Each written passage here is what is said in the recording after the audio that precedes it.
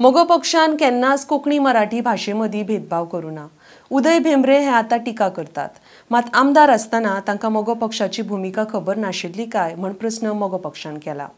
तांकां खरें म्हळ्यार बहुजन समाजाचें हित जाल्लें नाका अशी टिका मोगो पक्षाच्या फुडाऱ्यांनी केल्या।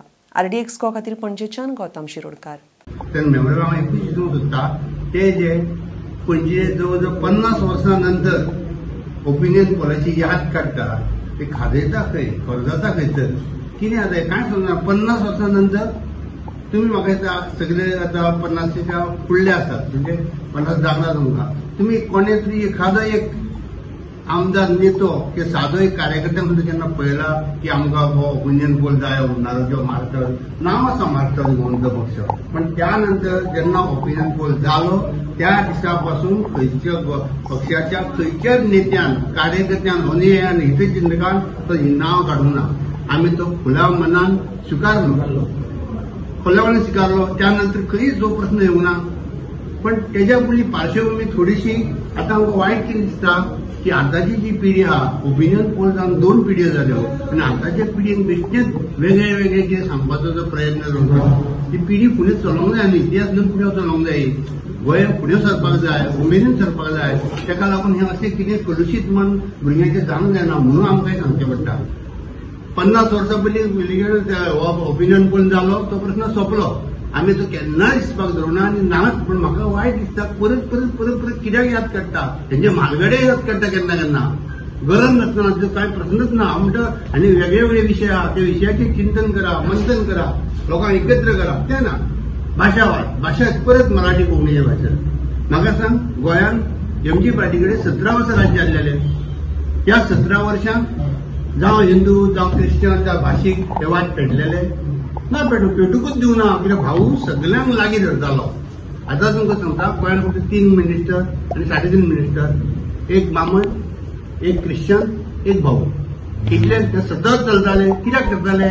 कित्याक सगळे लोक जाय आसले, भाऊ कोणाक भोगोवपाचो नासलो। ते सरकारच तशें चल्लेलें, कोणाचोच कोणें राग धरूं ना, कोणाचो द्वेश धरूं ना, ते कोणाच्या विशीं मोठे कितें षडयंत्र धरूंक ना। राजकारण हे राजकारण आसलेलें।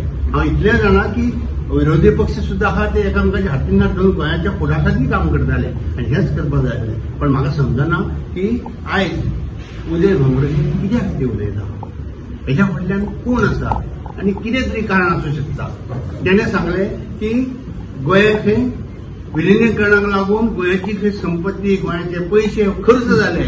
आनी भाऊ सारक्या मनशान विलिनीकरण जेन्ना ठरयलें, ओपिनियन पोल ठरलो तेन्ना भाऊन सरळ राजिनामो दिलो। ते सरकार बरखास्त सरकार सोडले आणि विधानसभा सुद्धा भंग केली आणि एक साधो सामान्य मनीस म्हणून तो विलिनीकरणाच्या वटेन उबो रावलो। आणि तेन्ना हो सरकारचे पयशे सरकारची संपत्ती म्हणपाचो प्रश्न येताच खंयसर, हे कोणे केल्ले? पण हो प्रश्न परत परत आमच्या बारीक लोकांक सांगून ते ठरयता की विलिनीकरणा खातीर भरपूर पयशे मोडले, विलिनीकरणा लागून ह्या गोंयाची साधन सुविधा खर्च केली, हे कांयच तशें घडलेलें ना। हो इतिहास आसा एक्च्युअली। पण आता म्हाका वायट दिसता कित्याक 50 वर्सांनंतर त्या फार्मिंगान आसलेले लोक कमी जाले, नाच म्हणटा जवळ सामके कमी आसा। हेका उत्तर दिवपाक कोण ना। होच उदय भेंब्रे 1984 उबो रावलो पक्ष म्हणून। MGची 3-4 हजार मतां आसलेली, MGन सरळ पार्टीमध्ये निवडून येयलो। तेन्ना तेका दिसूंक ना MG अस्पृश्य म्हणून, तेन्ना तेका दिसूंक ना।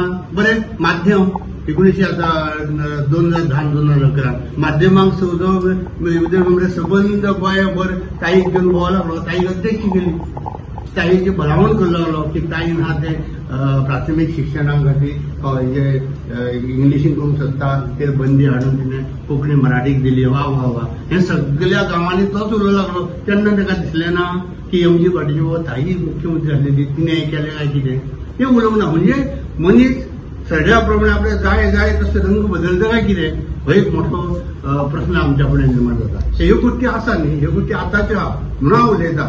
म्हाका विलिनीकरणाच्या टायमार वय खूब कमी, 7-8 वर्सां।